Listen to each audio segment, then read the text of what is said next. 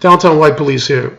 Anybody that has been following my channel or subscribed to it will see that I cover many issues that other people cover, but pretty much mainstream will never cover it, and we'll cover it briefly. We'll never get down to the root causes, and that's what I like to do, get down to the root causes. Because if you don't get down to the root cause, nothing ever gets solved. It's like a weed. If you don't get it at the root, it continues to grow and grow.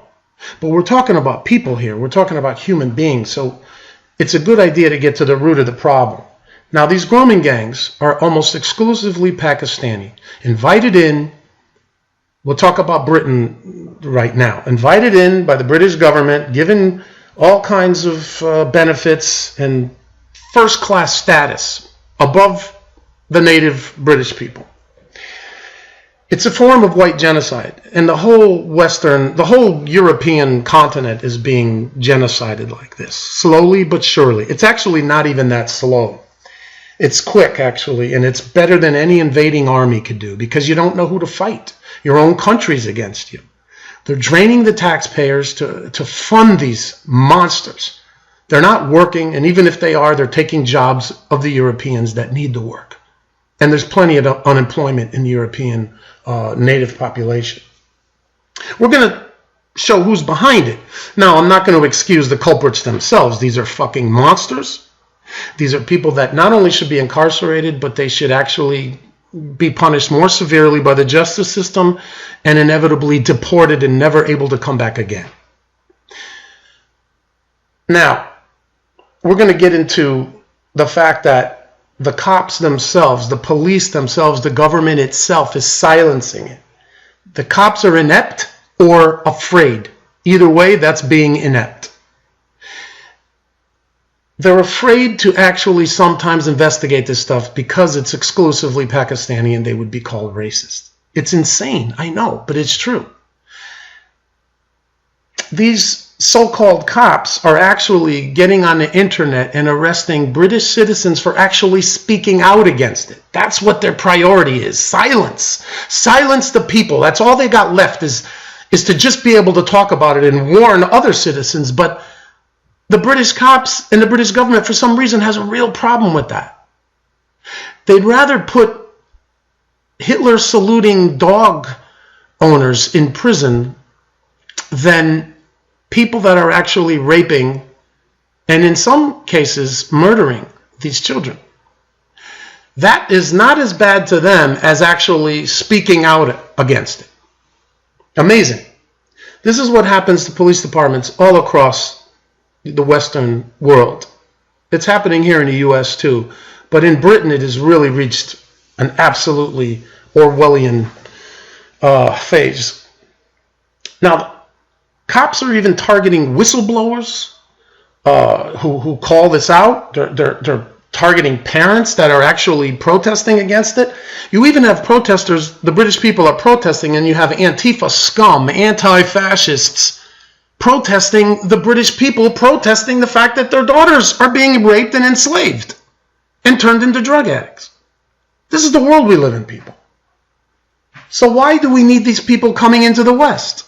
Are they contributing? No. They're contributing to the crime rate. They're taking away rights of the native European populations because with all the crime they're committing, all the police departments want to do is crack down on the native population and make it worse for everybody. We know why they're doing it. They want complete control. But now, why do these people even come in to Europe? It's part of the Kalergi plan. And until you people really realize what the Kalergi plan is, you'll never understand what's really going on.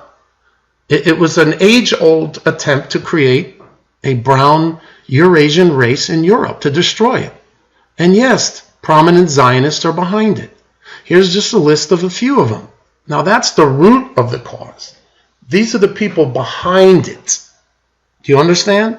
These are the people behind it. Why do Zionists want multiculturalism so much that they're the ones who are behind this, pushing for it, pushing and pushing and pushing, when they don't want it for Israel itself?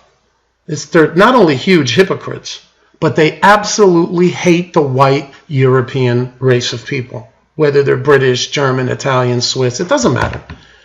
They hate them, and they outright say it.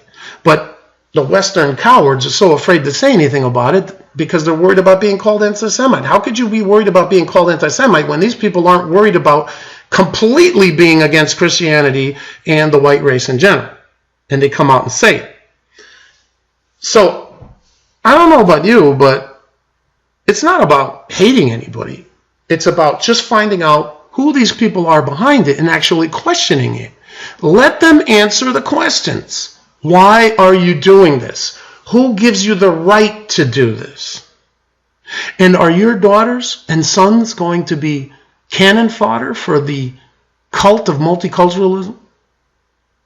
This multiculturalism is not meant to bring any good anywhere. It is meant as an invasion. We all know that. Don't sacrifice your families to the cult of multiculturalism. Question who's behind it, why they're doing it. Let them answer these questions. Protect your people and your families.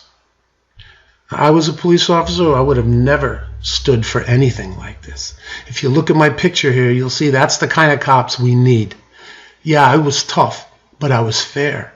And I was tough on the bad guys. And I wasn't a cop during a police state. And I'm just going to speak for Britain right now. These inept, weak-ass cops are part of a total police state in Britain.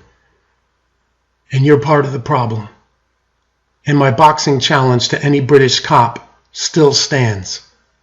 You're a bunch of weak-kneed, pasty-ass cowards who bow down to multiculturalism because you're afraid. And in the meantime, you forsake your own people